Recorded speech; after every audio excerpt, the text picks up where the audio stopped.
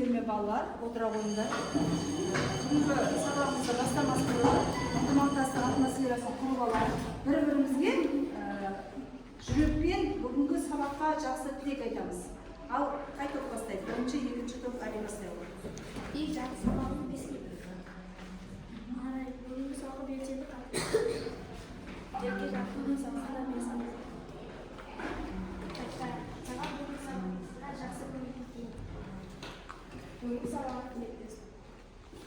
Бүгінгі сабағымызды саяхат сабағы ретінде өткіземіз, яғни қазақ еліне саяхат. Саяхатта біз саяхатқа немен барамыз?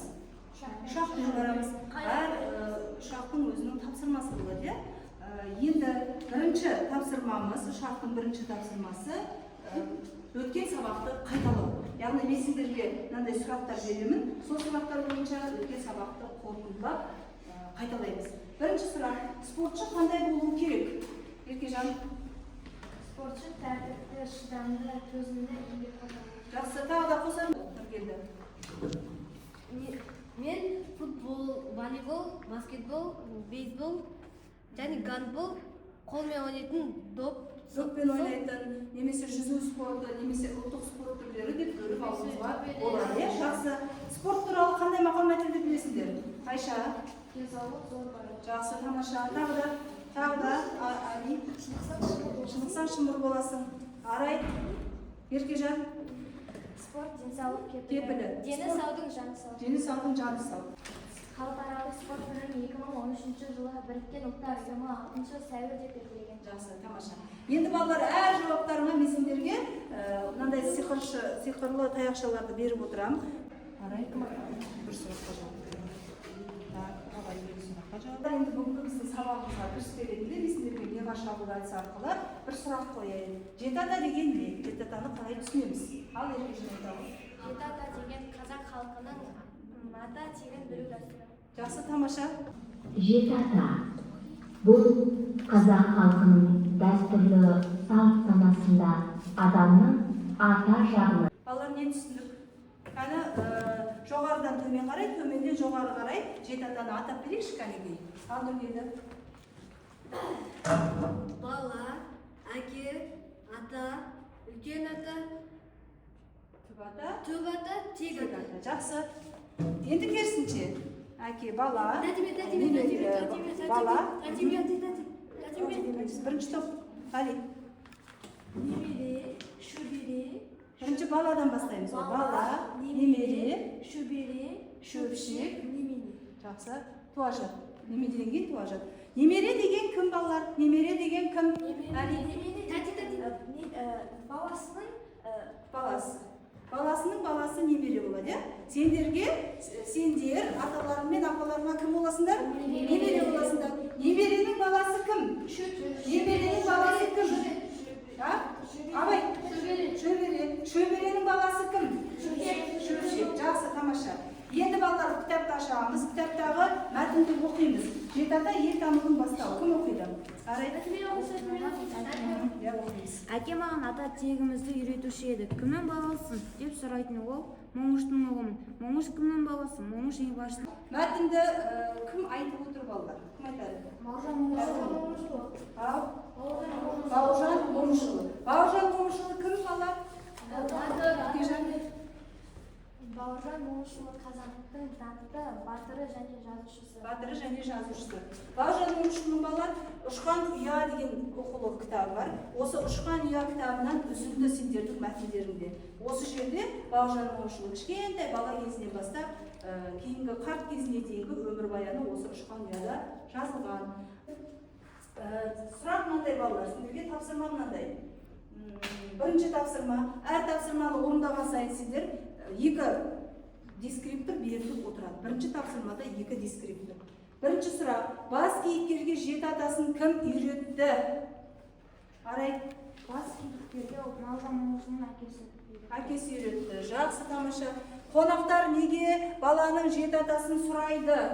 Абай. Оның жеті атауы бір-бірін білу үшін. Тағы да жақсы, тамаша. Тағы қандай? жеті атасын білмесе жетесі деп. Жетесі дейді. Тағы да. Арай. Анықтау үшін. Тағы да қазақтар неге жеті атасын сұраған? Тағы қандай салт дәстүр бар? Жеті атаға дейін Қыз алысып, қыз берісіп. Жеті атаға дейін қыз алысып, не? Қыз керінегі. Иә, жеті ата туралы Айша. Балалар, енді келесі тапсырмамыз, мен сіздерге мақал мәтел беремін. Жеті ата туралы мақал мәтелдердің сөздері былай шашыраңқы. Соны сендер мақал мәтелдің несін табуларың керек. Дұрыс дұрыс құрап жазуларың қажет. Және де мына тақтадан да қазір мақал мәтелдерді көрсетеміз.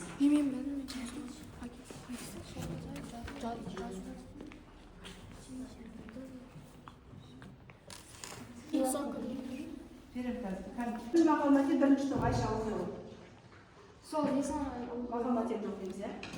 Жеті атасын білген ол жеті руды білер. Жақсы, тамаша, дұрыс. Екінші қатар. Жеті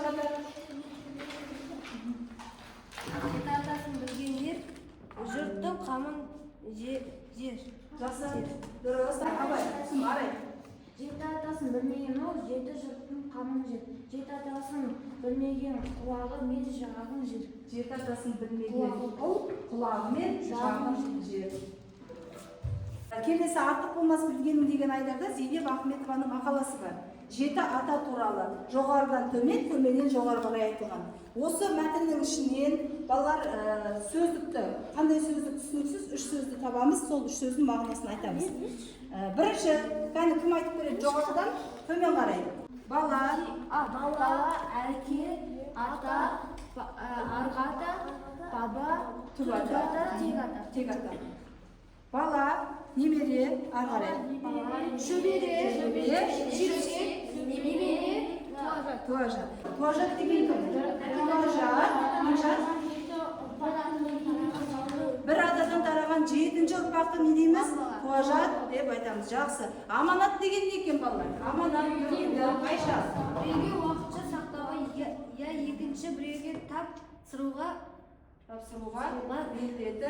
берілген зат. Жақсы. Аманат туралы не қандай мақал бар? Сен ақыл сөз балалар. Аманат туралы. Аманатқа қиянат жасауға болмайды деген ақыл сөз бар. Кәні сөздіктерді таптық, ол сөздіктердің мағыналарын аштық. Сонымен үш ұпай еленеміз. Түсінікті ма балалар? Өздеріңе белгілеп отырыңдар. Үш ұпай беріледі. Осы бекет зерделеп талда деп аталады. Бұл бекеттің тапсырмасы бірінші топ өз жеті аталарыңды жазыңдар, елтану сөзіне кластер құрыңдар. Екі топта осы тапсырманы орындай беріңдер. Өз жеті аталарын жазасыңдар және елтану сөзіне не құраймыз? Топтасыны кластер құраймыз. 1 минут уақыт беріледі.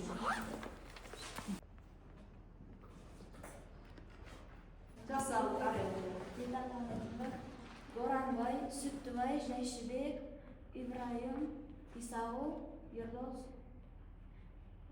Ердос қызы Арай. Ал екінші елтану кластерінде бізде ана тілі, салт дәстүр, астана, байлықтар. Тамаша. Екінші топ аял. Елтану кластері. Тәуелсіздік, халық, отан, туған жер, тарих, дәстүр. Жақсы. Тамаша. Өте ғой. Менің атым Абай. Абай, Айдос, Сағылбек, Бегауыр, Қайлыбай, Ақшал, Төлек. Жақсы. Арай жетінші атасынан бастап төмен қарай етті, иә? Абай өзіне бастап жоғары қарай етті. Жақсы. Елтану деген сөзді балалар топтастырып құрдық. Сонымен елтану деген ол не екен? Тәуелсіздік деді. Тағы да ана тіліміз, салт дәстүріміз, мәдениетіміз, тіліміз, тарихымыз. Яғни барлығы елтанудан не істеген екен? Басталады екен. Біздің құндылық.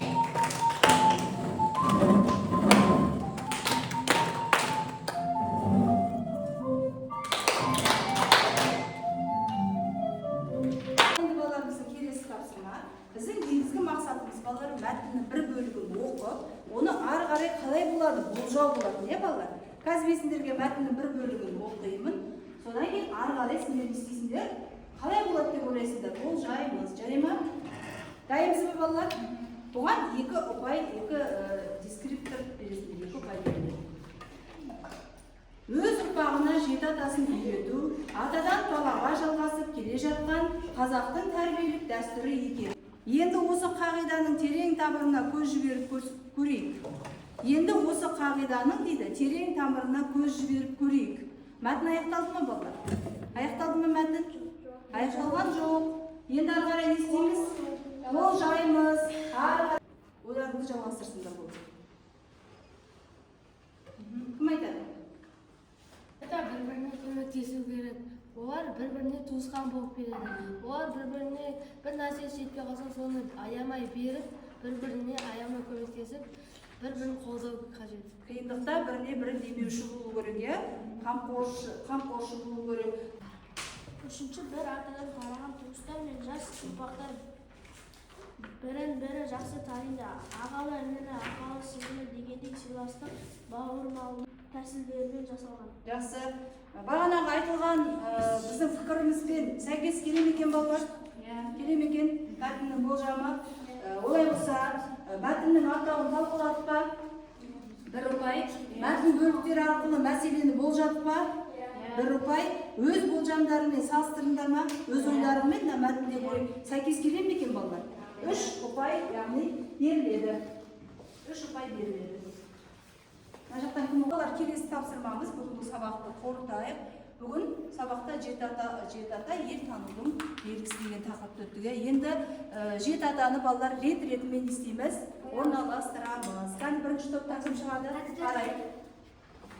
Мына қолымен әкеп, мына жаққа келін көріп. Бірінші кім болады? Ең бірінші тек атауы. Болды, жақсы, дұрыс па екен? Келесі, екінші топ, кел айылды. Баладан кейін кім?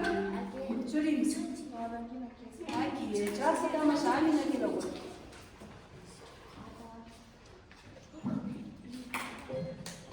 Жақсы, арғарай, Айша әкелі ғой. Айша дайын отыр. Екінші топтан. Арғыда дұрыс болса, мынандай белгі беріледі балалар. Жақсы, тамаша. Айша келеді. Екінші топтан Айша. Дұрыс. Жақсы. Бұл тапсырманы орындап шықтық. Бұл тапсырмаға балалар өздеріне 2-2 ұпайдан аламыз, иә? Ал балалар енді сабақтың соңында ойымызды, сабағымызды қорытайық. Бүгінгі сабақ бойынша не алдық, не білдік, менің сабақтан алған әсерім деген сұраққа жауап береміз. Кім қандай әсер алды, кім өзіне не алды, қандай білім алды, жарай ма? Бір сөйлеммен айтып шығамыз. Отыр ғой. Мен бүгінгі сабақта жеті ата туралы білдім. Және болжам үшін айтқан сөздер. Жақсы, ары қарай. Мен бұл сабақта жеті ата туралы білдім. Жеті ата қайтып келеді, қай атадан басталады, бәрін білдім. Жақсы. Жеті ата туралы мақал қосып жіберсеңдер де болады. Мен бүгінгі сабақта жеті ата туралы мақалдар түсіндім. Жақсы, тамаша. Тездетеміз балалар. Мен бүгін жеті ата туралы мақал материалдар бердім. Бүгінгі сабақта жеті атаның маңыздығын және оны күн біліп жүргенін білдім. Жеті ата толмайынша қыз беріспеген. Қыз алыспаған, иә. Мен жеті атаның реттігін білдім. Жақсы. Болды, айны. Балалар сабақтың соңында мен сендерге мынандай тілек айтқым деп отыр. Біздің Қазақстанның болашағы ол кімдердің қолында? Жастарымыздың қолында, сендердің қолдарында, иә? Қазақстанды жоғары көтеруде, яғни Қазақстанды әлемге таныту деген сияқты барлығы сендердің қолдарында. Сендер білімді болсаңдар, бәрі де көрген. Сол сияқты Мағжан Жұмабаев атамыздан мен жастарға сенемін деген өлеңін жазып кеткен балалар. Осы өлеңді тыңдайықшы. Сенемін. Ағыстандай айбатты, жолбарыстай қайратты, қырандай күшті қанатты. Мен жастарға сенемін. Көздерінде от ойнар, сөздерінде жалын бар, жаннан қымбат оларға ар. Мен жастарға сенемін. Жас қырандар балапан, жай. Жақсы, тамаша. Қандай жастарға сенемін дейді? Арыстандай айбатты, жолбарыстай қайратты дейді. қандай күшті қанатты. Бұл өлеңде бар ғой, иә, қазіргі таңда балалар әнде бар. Жақсы, тамаша. Бүгінгі сабаққа қатысқандарыңа рахмет барлықтарыңа. Бүгіндері өте жақсы, жоғарғы деңгейде. Олай болса, бүгінгі бағаларыңды білейік балалар. Қанша цифр таяқшасын жинадық. Арай. 10 балмен бағаланасың. Айша 8. Айша жақсы.